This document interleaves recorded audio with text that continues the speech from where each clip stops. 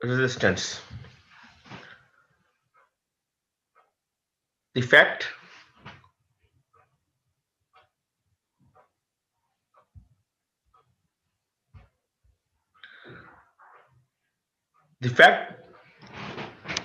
that a wire conducting current can become hot is evidence of the fact that the work done by the applied voltage in producing current must be accomplished against some form of opposition, which limits the amount of current that can be produced by the applied voltage. It's called resistance. तो आपने अभी तक I think resistance use तो कर लिए होंगे, या wire जो कंडक्टिंग वायर होते हैं, तो आपने कभी फील किया हो तो वायर जब उनके अंदर से करंट फ्लो कर रहा होता है या कंडक्टर्स उनमें से करंट फ्लो कर रहा होता है तो वो हीट डेसिपेट कर रहे होते हैं, वो हॉट हो रहे होते हैं। तो इसका मतलब ये होता है कि जो अप्लाइड वोल्टेज, कल की क्लास में हमने समझा था कि आप वोल्टेजेस अप्लाई करते हैं तो करंट फ्लो करता है, या पोटेंशियल डिफरेंस अप्लाई करते हैं तो किसी कंडक्टर में से करंट फ्लो करता है। तो अगर आप जो वोल्टेज अप्लाई कर रहे हैं और वो वोल्टेज वर्क कर रहा है प्रोड्यूसिंग करंट के लिए, और उस करंट के फ्लो करने की वजह से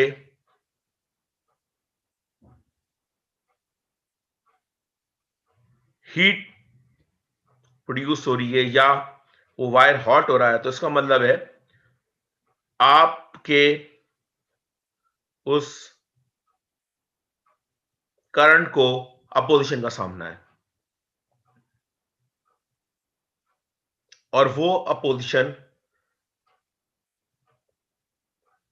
उस करंट के अमाउंट को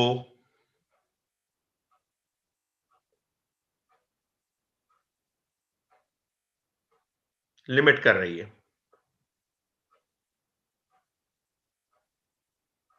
इस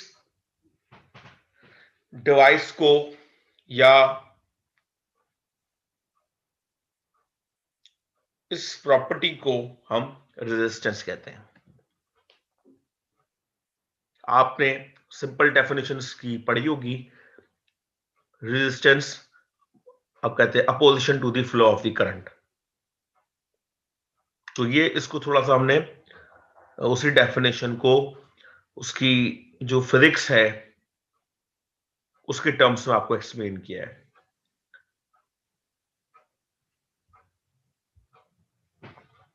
मैथमेटिकली अगर हम बात करें तो resistance R is defined as the ratio of the voltage V applied across a conductor to the current I or it through the material. R is equal to VI।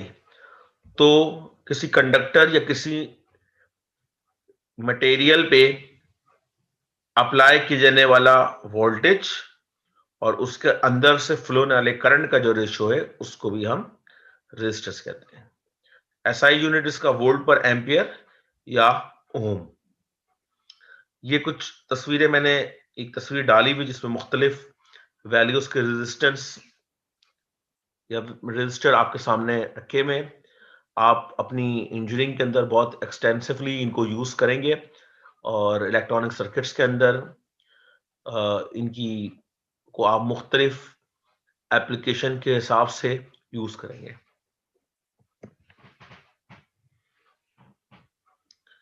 Colour coded resistors.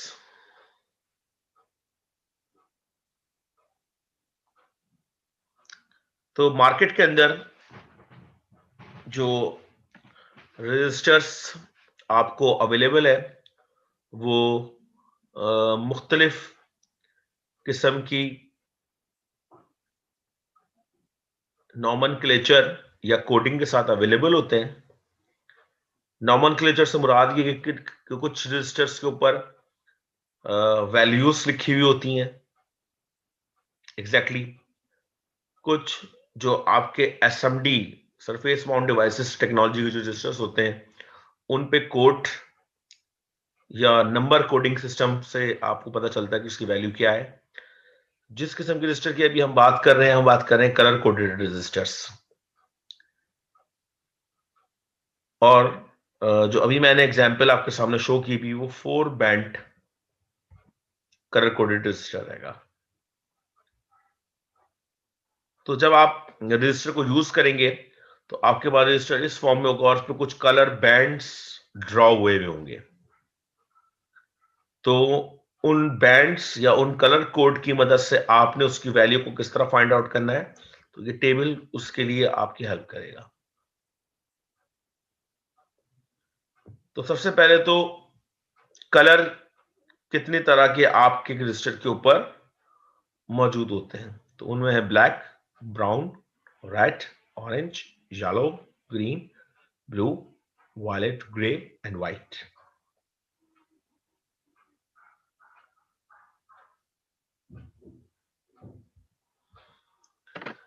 जो black है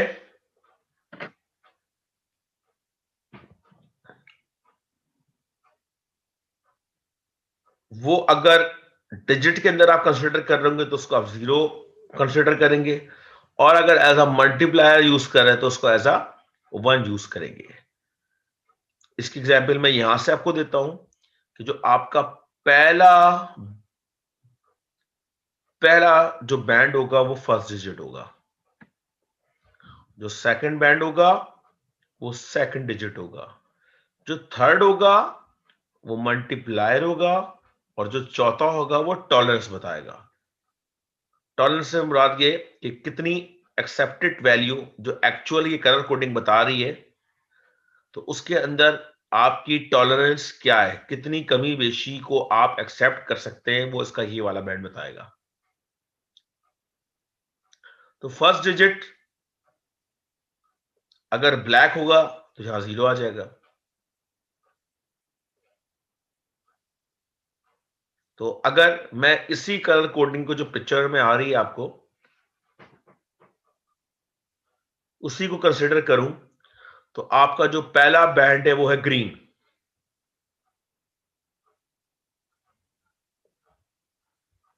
और जो green है उसकी value क्या है 5। इसका मतलब है यहां पे आ गया 5। दूसरा कलर है वॉयलेट, तो ये सेकंड डिजिट है। वॉयलेट अगर ऐसा डिजिट आप कंसिडर कर रहे हैं तो वो हो गया 7, यानी कि ये हो गया 57। थर्ड बैंड आपका मल्टीप्लायर है, कलर कौन सा रेड, रेड इज रेड। अब रेड के आप जाएं क्योंकि अब ये डिजिट नहीं है, ये मल्टीप्लायर है, तो ये 10 टू पावर 2, इट मीन 100। इसका मतलब है जो भी आपके डिजिट्स आए उसको आप 100 से मल्टीप्लाई कर दें तो ये आएगा 5700, 5700 ओम। या आप क्लोम में कन्वर्ट करना चाह रहे हैं, जो कि अक्सर सर्किट डायग्राम्स के अंदर हमें वैल्यूज क्लोम के अंदर दी हुई होती हैं, तो ये हो जाएगा 5.7 क्लोम।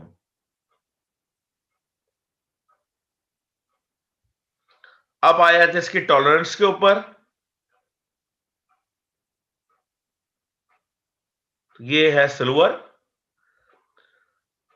और गोल्ड, दो तरह की फॉर्मेट में ये आ रहा होता है। अगर ये कलर गोल्ड है इसका मतलब है आपकी 5% टॉलरेंस है, और अगर सिल्वर है जो इस सूरत में भी है उसका मतलब है 10% टॉलरेंस है।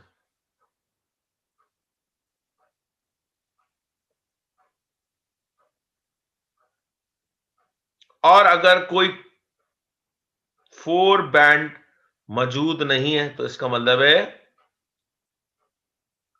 20% टॉलरेंस है।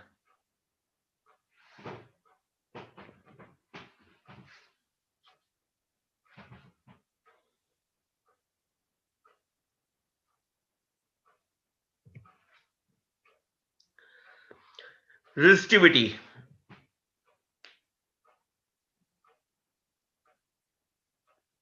आपने रेजिस्टिविटी की डेफिनेशंस अपने जो प्री रिक्विजिट कोर्स है उसके अंदर पढ़ी होगी कि resistance of a per unit length and per area cross section is called resistivity. यहां पे हम इसको इलेक्ट्रिक फील्ड और करंट डेंसिटी की टर्म में मैं आपको डेफिनेशन की दे रहा हूं। नहीं, we define the resistivity of a material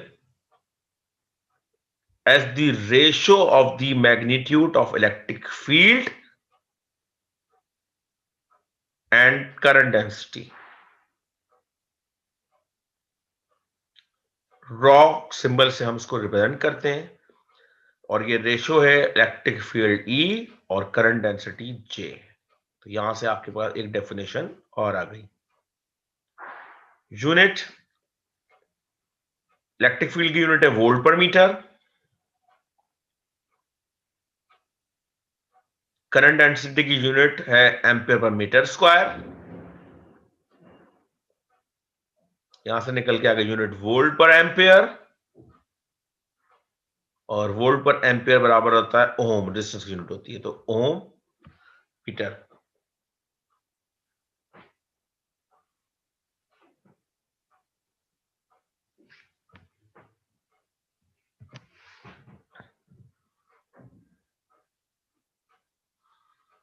ये एक टेबल है, इसमें मैंने आपको बताया है कि रेजिस्टिविटी की वैल्यू रूम टेम्परेचर, जिसको हम 20 डिग्री सेंटीग्रेड कह रहे हैं, मुख्तलिफ सब्सटेंस की उस पर क्या वैल्यूज होंगी।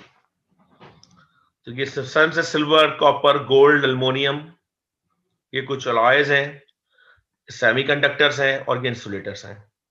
यहां पे इन सब की आपको रेजिस्टिविटी की value at 20 degree centigrade given है।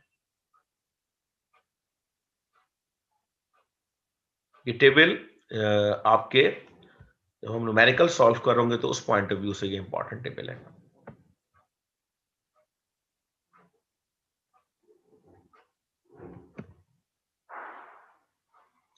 resistivity and temperature,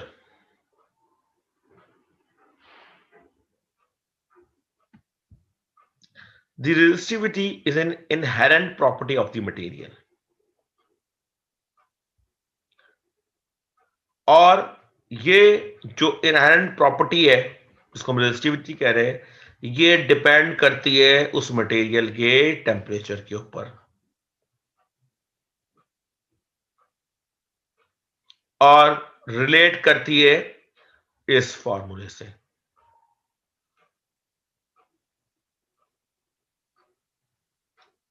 ये resistivity at any temperature, rho not है resistivity at 0 degree centigrade, 1 plus alpha T minus T naught,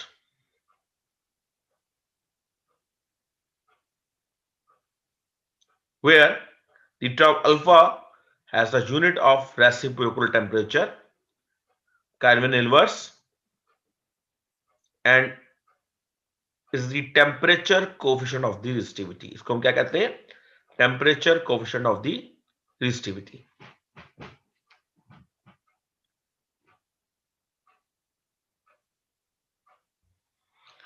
ये ग्राफ आपका टेम्परेचर वर्सेस रेजिस्टिविटी के अगेंस्ट प्लॉट हुआ है। X axis के ऊपर टेम्परेचर है, वाई एक्सिस के ऊपर आपके पास रेजिस्टिविटी है, और ये ग्राफ कुछ इस तरह आपको दिखेगा कि जब आप टेम्परेचर किसी मटेरियल का बढ़ाएंगे तो उसकी रेजिस्टिविटी इंक्रीज करती जाएगी, और अगर आपको किसी पॉइंट के ऊपर, इस कर्व के ऊपर आपको रेजिस्टिविटी की वैल्यू फाइंड करें तो आप उस पर टेंजेंट ड्रॉ करेंगे, और उस स्लोप का टेंजेंट आप जब कैलकुलेट करेंगे तो वो आएगा P नॉट इंटू अल्फा के बराबर।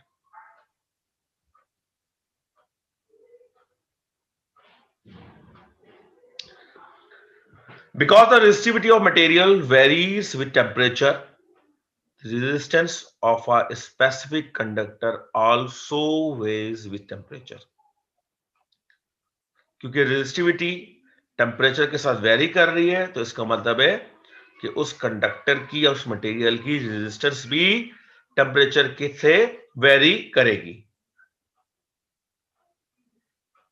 For temperature range that are not too great, the variation is approximately a linear relationship analogous to above equation. अगर टेम्परेचर की लिमिट बहुत ज्यादा नहीं है तो जो रेजिस्टेंस और टेम्परेचर की जो वेरिएशन है उसको आप रेजिस्टिविटी के साथ ही रिलेट कर सकते हैं रिलेशनशिप के अंदर।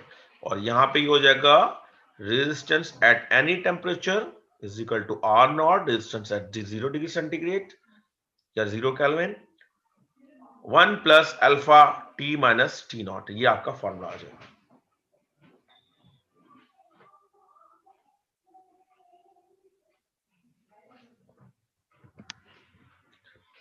Resistance from resistivity. अब हम रेजिस्टिविटी और रेजिस्टेंस को एक दूसरे के साथ लिंक कर रहे हैं या रिलेशन इसका देख रहे हैं।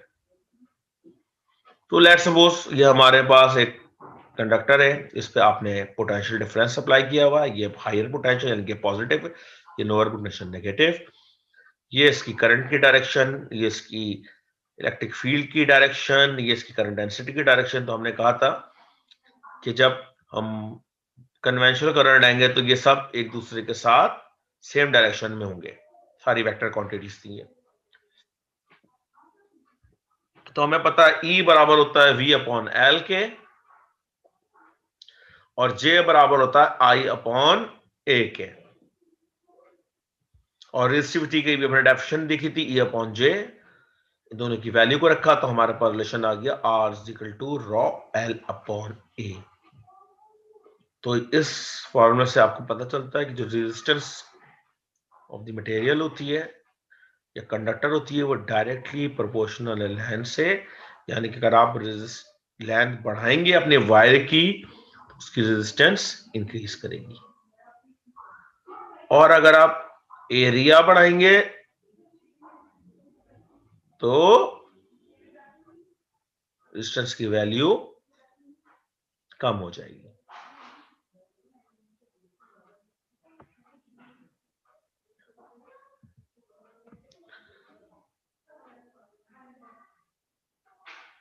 तो अगर हम इस फार्मूले को आगे देखते तो हमें पता चल रहा है इस फार्मूले को देख के कि अगर हम टेम्परेचर बढ़ाते हैं तो रेजिस्टेंस बढ़ती है। और इसकी अगर मैं आपको फिजिक्स एक्सप्लेन करूं तो कल हम जो हमारा प्रीवियस लेक्चर था उसके अंदर हमारी डिस्कशन हो रही थी ड्रिफ्ट वेलोसिटी के ऊपर, और मैंने वहां आपको बताया था कि जब आपने कोई पोटेंशियल डिफरेंस अप्लाई नहीं किया हुआ होता अपने कंडक्टर के ऊपर तो उसके जो फ्री इलेक्ट्रॉन्स हैं वो रैंडमली वाइब्रेट कर रहे होते हैं और नेट फ्लो ऑफ चार्ज नहीं होता, जिसकी वजह से करंट जीरो होता है। लेकिन जैसे ही आप पोटेंशियल डिफरेंस अप्लाई करते हैं तो वाइब्रेशन तो उनकी बरकरार रहती है, लेकिन वो एक डायरेक्शन में नेट वेलोसिटी गेन कर लेते हैं जिसको हमने ड्रिफ्ट वेलोसिटी कहा था, और करंट फ्लो होना शुरू हो जाता है। लेकिन अगर मैं उसी मटेरियल का टेम्परेचर इंक्रीज करूं तो उसके जो फ्री इलेक्ट्रॉन है वो ये थर्मल एनर्जी गेन करेंगे, और थर्मल एनर्जी गेन करने से उनकी जो वाइब्रेशन, जो रैंडम वाइब्रेशन है उसका एम्पलीट्यूड इंक्रीज कर जाएगा। और जो वो एक डायरेक्शन में ड्रिफ्ट कर रहे हैं वो ड्रिफ्ट डिस्टर्ब हो जाएगी। ड्रिफ्ट डिस्टर्ब होने का मतलब है करंट रिड्यूस हो जाएगा, और करंट रिड्यूस होने का मतलब है कि करंट को पोजीशन मिली है, इसका मतलब है रेजिस्टेंस उस मटेरियल की इंक्रीज कर गई है टेम्परेचर बढ़ाने से, जो इस ग्राफ से भी हमें दिख रहा था।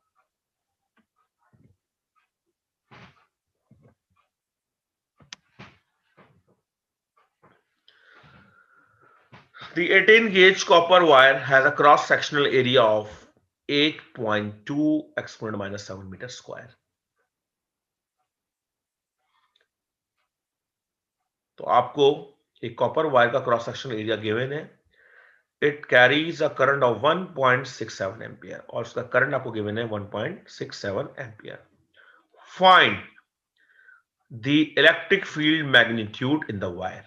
आपसे कहते हैं बताइए कि इस वायर के अंदर जो इलेक्ट्रिक फील्ड मौजूद है उसका मैग्नीट्यूड क्या है। पार्ट बी में आपसे कहते हैं the potential difference between 2 point in the wire 5 metre in a part.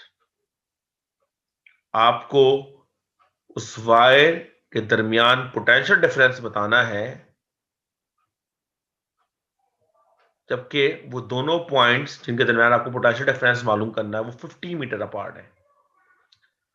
Third में कहता था resistance of 50 metre length of this wire. आपको उस 50 मीटर लेंथ ऑफ वायर की रेजिस्टेंस फाइंड आउट करनी है।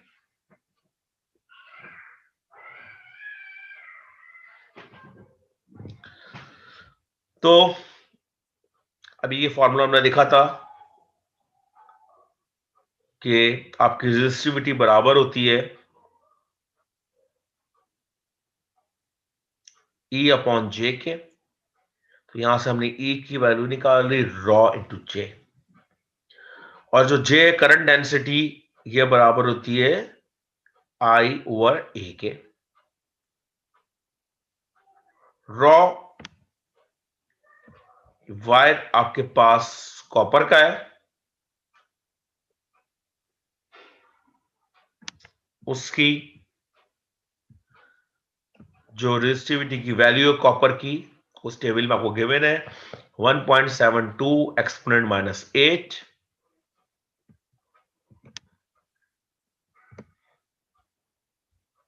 वैल्यू हमने यहां रख दी।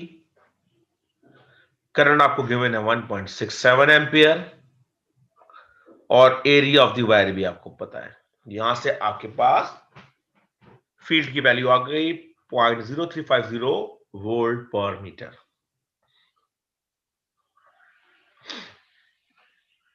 पार्ट डी मालूम करना है potential difference between 2 points which are 50 metre apart. तो ये हमारे पास फॉर्मूला तो था V is equal to E D, और यहां पे अब डिस्टेंस दोनों वायर के दरमियान या वायर के दो पॉइंट के दरमियान क्या है L। E हमें पता है, लेंथ हमें पता है, वो हमारे पास पोटेंशियल डिफरेंस आ गया 1.75 वोल्ट।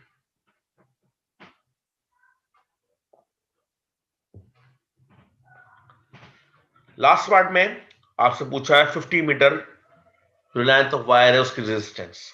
तो सिंपल फॉर्मूला भी हमने देखा था रेजिस्टेंस रेजिस्टिविटी के दरमियान रिलेशन में, R बराबर होता है rho L upon A. Rho की वैल्यू आपको गिवन है 1.72 exponent minus 8, L T metre, A 8.2 exponent minus 7, 1.05 ohm. और इसका एक ऑल्टरनेट मेथड भी था कि आप R is equal to V upon I लगा दे। V आपको पता है, यहां से निकाला आपने, आई आपको गिवन है, तो जब भी आंसर 1.05 ओम सेम आपके पास आंसर आपको।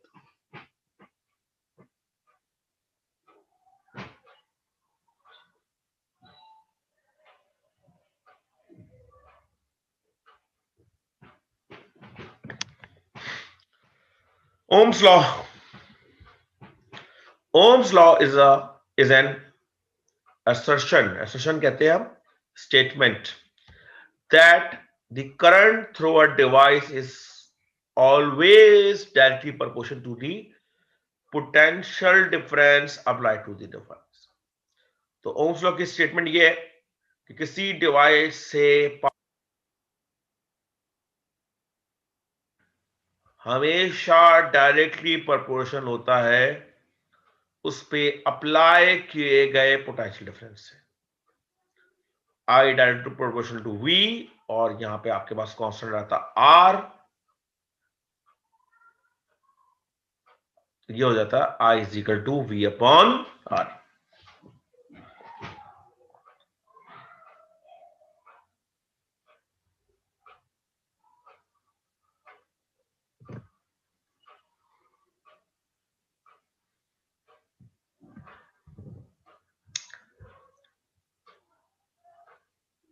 The ohmic material, type of material which obeys Ohm's law, और एग्जांपल इसकी मेटल्स।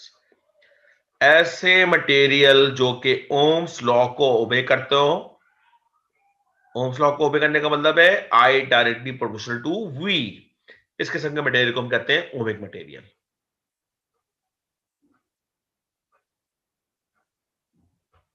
तो अगर कोई ओमिक मटेरियल है और उसके दरमियान हम करंट और पोटेंशियल डिफरेंस का ग्राफ बनाएं, तो आपको रिस्पॉन्स ये स्ट्रेट लाइन मिलेगी, डायरेक्टली प्रोपोर्शनल की। On the other hand, the non-ohmic material, type of material which does not obey Ohm's law, ऐसे मटेरियल जो कि आपके ओम्स लॉ को ओबे ना करे, वो नॉन ओमिक मटेरियल आते हैं।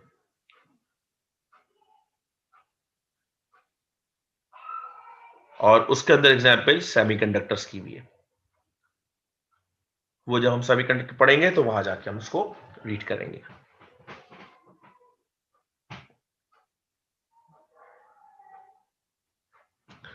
A conducting device obeys Ohm's law when the resistance of the device is independent of the magnitude and polarity of the applied potential difference. तो जितनी भी कंडक्टिंग डिवाइस है वो ओम्स लॉ को ओबे करती हैं, और जो उन डिवाइस की रेजिस्टेंस होती है वो इंडिपेंडेंट होती है आपके मैग्नीट्यूड और polarity of the applied potential difference से।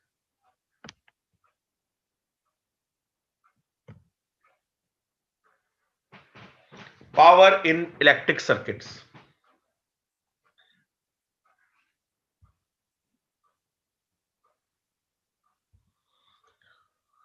The amount of charge dq that moves from terminal A to B in time interval dt is equal to dq is equal to I dt.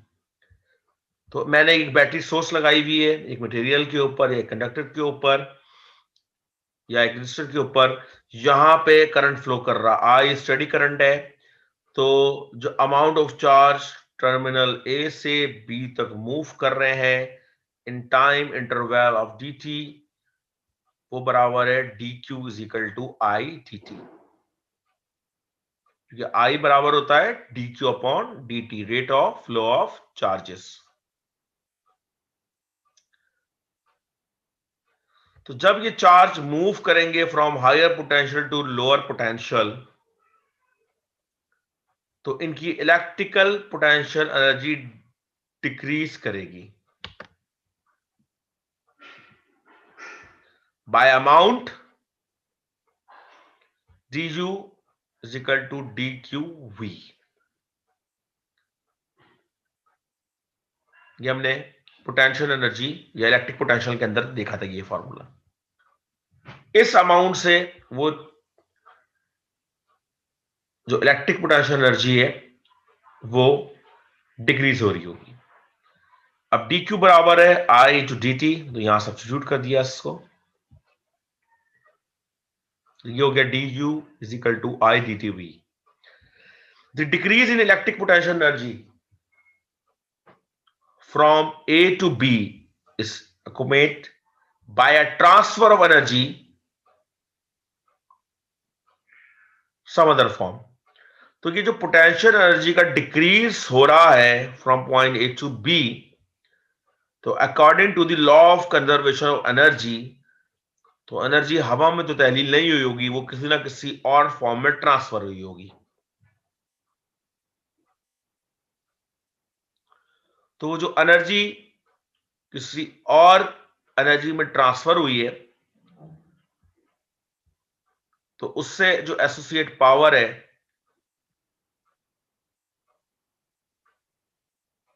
वो होगी du upon dt, rate of change of energy, du upon dt is equal to power. अब इस equation को आप with respect to time differentiate करेंगे,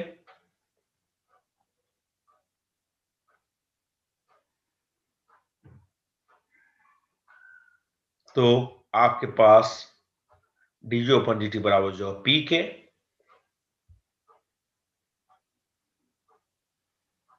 और यहां बचेगा आई वी। तो ये आपके पास आ गया power is equal to V I I V. ये वो रेट है जिससे इलेक्ट्रिक एनर्जी ट्रांसफर हो रही होती है।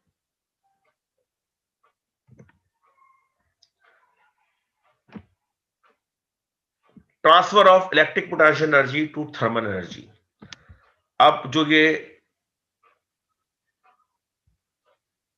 एनर्जी ट्रांसफर हो रही है वो थर्मल एनर्जी में कन्वर्ट जो हो रही है उसको हम देखते हैं। The rate of electric energy dissipation due to a resistor is, तो जिस रेट से आपकी वो पोटेंशियल एनर्जी रेजिस्टर के अक्रॉस डेसिपेट हो रही है वो होती है P is equal to I square R. इसको हम कहते हैं रेजिस्टिव डेसिपेशन। और इसके अंदर ओम्स लॉ के मुताबिक अगर वैल्यू सब्स्टिट्यूट करें तो P is equal to V square upon R, ये एक और फॉर्म है उसकी। अब जो हमारे पास तीन फॉर्मूला आ गए, P is equal to I V जो हमने ऊपर पढ़ा, इस applies to electric energy transfer of all kind. आप किसी भी किस्म की इलेक्ट्रिक एनर्जी ट्रांसफर हो रही है उसके लिए ये फॉर्मूला यूज करेंगे। लेकिन ये जो फॉर्मूले दोनों ये अप्लाई होंगे only to the transfer of electric potential energy to thermal energy in a device with resistance.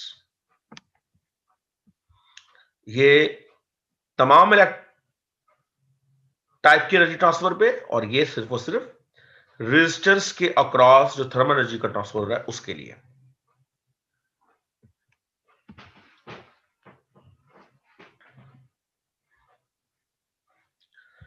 You are given a length of a uniform heating wire made up of a nickel chromium iron alloy called nichrome. It has a resistance of R72 ohm. At what rate is energy dissipate in each of the following solution? तो आपको उस wire की resistance given 72 ओम, आपसे पहले part में पूछा जा रहा है कि a potential difference of 120 volt is applied across the full length of the wire. आपसे एनर्जी डिस्ट्रीब्यूशन यानी कि पावर पूछी जा रही है। कब? जब उसके ऊपर 120 वोल्ट का वोल्टेज ट्रांसफर किए गए। तो P बराबर होता है वी स्क्वायर अपॉन आर के। V आपको कितना गिवन दिया गया है? 120 ओम। R कितना गिवन है? 72 ओम। आंसर आ गया 200 watt. Next part, the wire is cut in half. आपने उस वायर को 20 से काट दिया है और हर जो हाफ है उसके ऊपर 120 वोल्ट अप्लाई किया। तो अब पूछ रहा है कितनी पावर डिस्ट्रीब्यूशन होगी। तो जब वायर को आप 20 से काट देंगे तो उसकी रेजिस्टेंस आधी हो जाएगी, 72 से 36 ओम हो जाएगी। तो अब इस केस में पावर वोल्टेज वही है, रेजिस्टेंस आधी हो गई, पावर डिस्ट्रीब्यूशन इंक्रीज कर गई 400 वाट। और अगर इसमें अगले हाफ को भी मिला लें तो 400 वाट प्लस 400 वाट तो ये हो जाएगी 800 वाट। So this is 4 times the distribution rate of the full length of the wire. तो जब हम सिंगल वायर यूज कर रहे थे 200 वाट, 20 से काट के यूज किया 800 वाट, तो 4 टाइम ज्यादा हो गई पावर डिस्ट्रीब्यूशन।